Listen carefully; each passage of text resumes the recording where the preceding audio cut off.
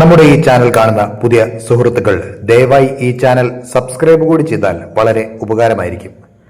നമസ്കാരം. ഇന്ത്യൻ പ്രധാനമന്ത്രി നരേന്ദ്രമോദി സഞ്ചരിച്ചിരുന്ന എയർ ഇന്ത്യ 1 വിമാനത്തിന് സ്വീഡൻ വ്യോമസേനയുടെ യുദ്ധവിമാനങ്ങൾ സുരക്ഷാ എസ്കോർട്ട് നൽകിയ ദൃശ്യങ്ങൾ ഇപ്പോൾ സോഷ്യൽ മീഡിയയിൽ വലിയ ശ്രദ്ധ നേടുകയാണ്. ഗോത്തൻബർഗ് നഗരത്തിലേക്കുള്ള യാത്രക്കിടെയാണ് സ്വീഡിഷ് എയർഫോഴ്സിന്റെ ഫൈറ്റർ ജെറ്റുകൾ ഇന്ത്യൻ പ്രധാനമന്ത്രിയുടെ വിമാനത്തിന് ഒപ്പം പറന്നത്. ആകാശത്ത് അതിവേഗത്തിൽ മുന്നേറുന്ന എയർ ഇന്ത്യ 1, അതിൻ്റെ ഇരുവശങ്ങളിലും സുരക്ഷാ കവചം പോലെ നീങ്ങുന്ന യുദ്ധവിമാനങ്ങൾ. ഈ ദൃശ്യങ്ങൾ ഇതിനകം തന്നെ ലോകമൊട്ടാകെ വൈറലായി കഴിഞ്ഞു. പക്ഷേ എന്തിനാണ് ഇത്തരമൊരു എസ്കോർട്ട് നൽകുന്നത്? ലോക രാഷ്ട്രങ്ങളുടെ നേതാക്കൾ വിദേശ സന്ദർശനം നടത്തുമ്പോൾ അവരുടെ സുരക്ഷ ഉറപ്പാക്കുന്നത് ആതിഥേയ രാജ്യത്തിൻ്റെ ഉത്തരവാദിത്തമാണ്.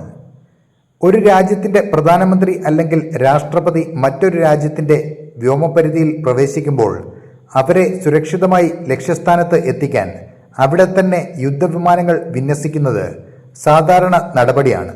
പ്രത്യേകിച്ച് ഇന്നത്തെ ആഗോള സാഹചര്യത്തിൽ VIP വിമാനങ്ങളുടെ സുരക്ഷയ്ക്ക് അതീവ പ്രാധാന്യമുണ്ട്.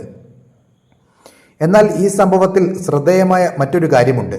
ഇന്ത്യയും സ്വീഡനും തമ്മിലുള്ള ബന്ധം കഴിഞ്ഞ കുറച്ച് വർഷങ്ങളായി കൂടുതൽ ശക്തമായി മാറിക്കൊണ്ടിരിക്കുകയാണ്. പ്രതിരോധം, സാങ്കേതികവിദ്യ, ഇൻഡസ്ട്രി, ഗ്രീൻ എനർജി, അങ്ങനെ പല മേഖലകളിലും ഇരു രാജ്യങ്ങളും ചേർന്ന് പ്രവർത്തിക്കുന്നു.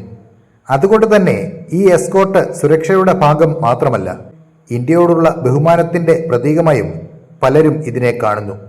സോഷ്യൽ മീഡിയയിലും ഈ വീഡിയോ വൻ ചർച്ചയായി മാറിയിട്ടുണ്ട്. ലോകവേദിയിൽ ഇന്ത്യയുടെ ശക്തി ഉയരുന്നു, ഇന്ത്യയുടെ പ്രാധാന്യം ലോകരാജ്യങ്ങൾ അംഗീകരിക്കുന്നു എന്നിങ്ങനെയുള്ള കമൻറ്റുകളാണ് പലരും പങ്കുവെക്കുന്നത്.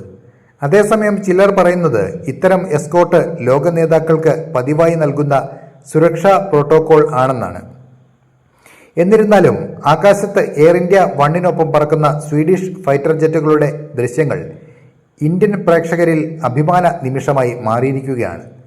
ഇന്ത്യയുടെ അന്താരാഷ്ട്ര ബന്ധങ്ങൾ കൂടുതൽ ശക്തമാകുന്ന സാഹചര്യത്തിൽ ഇത്തരം ദൃശ്യങ്ങൾ ഇനി കൂടുതൽ കാണാൻ സാധ്യതയുണ്ടെന്നാണ് വിലയിരുത്തൽ. ഈ വിഷയത്തെക്കുറിച്ചുള്ള നിങ്ങളുടെ അഭിപ്രായം എന്താണ്?